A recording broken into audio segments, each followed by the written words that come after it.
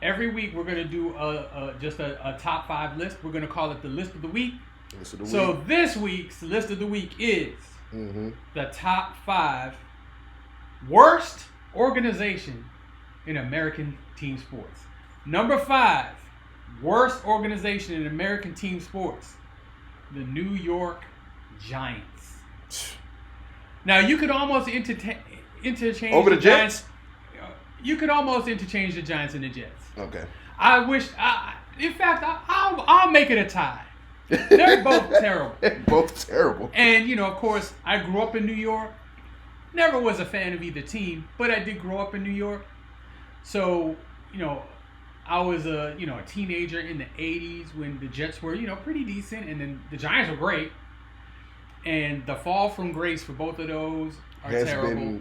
And just to highlight, a couple of the moves of why I say they're so bad, all I have to do is say, for the Giants, Daniel Jones, Saquon Barkley. Do I need to say anything else? Odell. I'll stop with them two, but you could throw in Odell. I mean, that's just an extra torch to the fire. And then the Jets, when was the last time they had a really good quarterback who actually played well for them? I'll wait. Only one I can think of that actually played decent enough that he called you a contender, but that was only 2 years, was Mark Sanchez. See, and that was the team around him. They did not. That's what I'm saying. They didn't put the ball in his hands. Exactly. So I don't know. And you had Aaron Rodgers this past 2 years and done nothing. Recently, and as of recent, their quarterback picks terrible. They're not completely bad, but I would say look at Geno Smith a little bit as like Geno Smith went to Sam Darnold, but both of them got out of New York and did well. So that's why I'm saying is the Jets. They're a terrible organization. So number 4, the Chicago White Sox. Now I am not the baseball fan I used to be. When I was much younger, of course, I'll take you back to the days I used to read the paper every day with all the box scores in it. I was up to date on all the stats. I could tell you anything about any player. But what I can tell you about the Chicago White Sox is, first of all, they suck. And they're really bad. And by really bad, they're the worst team in baseball. And if I'm wrong about this, I believe last year they lost more games than any team in history. 100 years. It might be history. They are horrible. And they've been really bad for just about as long as I can remember, with the exception of maybe a few years with Frank Thomas. And they did win the World Series in 2005. I'll give them credit for that. But their playoff appearances are few and far between. They've had, some legendary, a few legendary players, decent players here and there. But as of late, absolutely awful. And if you field the team, I can guarantee you a AAA team can win more games at the major league level than they won last year. They were number 3, the Oakland A's. Again, not the baseball fan I used to be. However, when your organization is so bad that you can't get fans in a baseball-starved area, because historically the Oakland A's are a great team. I mean, they've got some all-time greats that have come through that system. They've had success in the playoffs. They've won World Series. They're trash. They basically couldn't get more than 10,000 people to their games, and then had the audacity to demand a new stadium. The unmitigated gall. If now they're going to be moving to Las Vegas, that's going to help a little bit.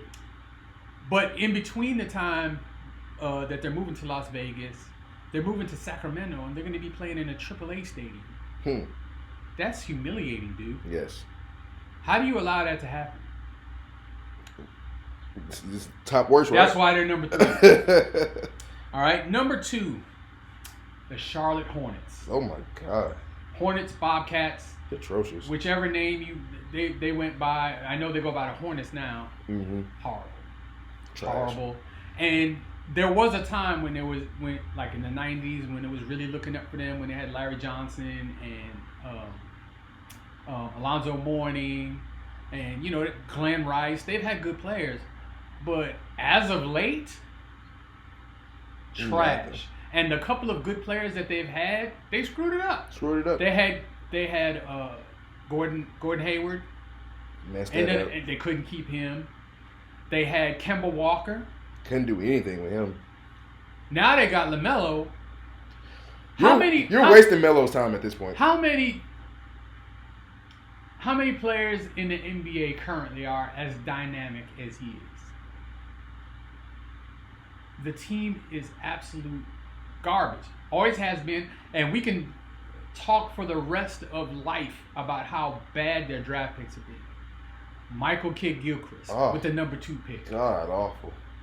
Like just and some of the great players that they passed over to pick some of the trash players that they ended up picking. And for a lot of those years, it was the great Michael Jordan running that organization and making those picks. And the number 1 worst organization in American team sports, if you haven't guessed it already, it is the Cleveland Browns. All I have to do is say the words Deshaun Watson. Oh my gosh. And I don't think you have any argument after that. But I will go on. Deshaun Watson. How about Tim Couch? How about Johnny Manziel? Jesus. How about 0-16? How about 0-16? How about Baker Mayfield? And you had Baker Mayfield and you let him walk. You had Baker Mayfield and Odell Beckham Jr. in their prime and you couldn't make that work. And now you've got a prime Myles Garrett who had to threaten to leave. I think he should have left. I'm sorry. I wouldn't have took the money. I'm sorry. I'm sorry. Took the money. I don't blame him for taking the money. I don't, but I'm sorry. $40 million a year is a lot of dough. It's a lot of cheese. But if his real goal was actually to win, I would have left. He ain't doing that there. I would have left. He's not doing that there. They have their playoffs absolutely few and far between. The organization is just a complete dumpster fire. For a while, they were just hiring and firing coaches every year. Now they have a decent coach, and they still can't do anything right because they have they've got this albatross around their neck called Deshaun Watson's $230 million guaranteed contract. And now they're trying to like renegotiate that contract, and what's there to renegotiate? It's too late. If I was Deshaun Watson, unless you're giving me more money, don't talk to me about money. Unless you're giving me more, exactly though. Hey, look, you guaranteed that $230. You're gonna have to pay that $230. Now you can restructure it, kick the can down the road. If it was me and I was running, I would just look. I'd eat the contract. I'd cut them. I'd take on the dead money. I'd just start over. Whatever players that I have of value, Myles Garrett, I think they got a pretty good DB. His name escapes me at the moment. It's not Ward, is it? Denzel Ward. Is it Denzel Ward? Okay. I would trade. They wasted Nick Chubb, dude. Well, okay. So they wasted Nick Chubb, but also Nick Chubb's injury history has hurted him. Like.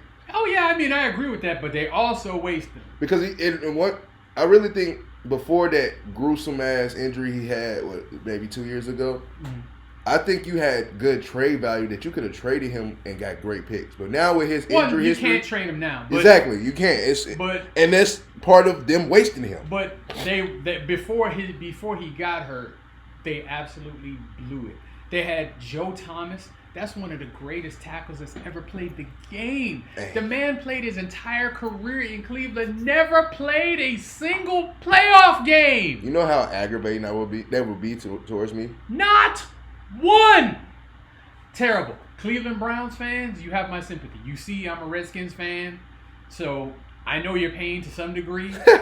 Not anymore, but I do know you're paying to some degree. I don't even think to some degree. I think you never would know that pain. I'm a Titans fan, and I don't even know that pain. Well, yeah. And we had some atrocious years. But God bless. Everybody has it's the nature of sports. It's cyclical. Yep. So sometimes you're gonna have good years, you're gonna have bad years. Mm-hmm. But when they're all bad, all the time, and every decision that you make is the wrong decision to make, obviously you're lacking institutional control, and whoever's running that organization at the top is, for lack of a better word, just an idiot.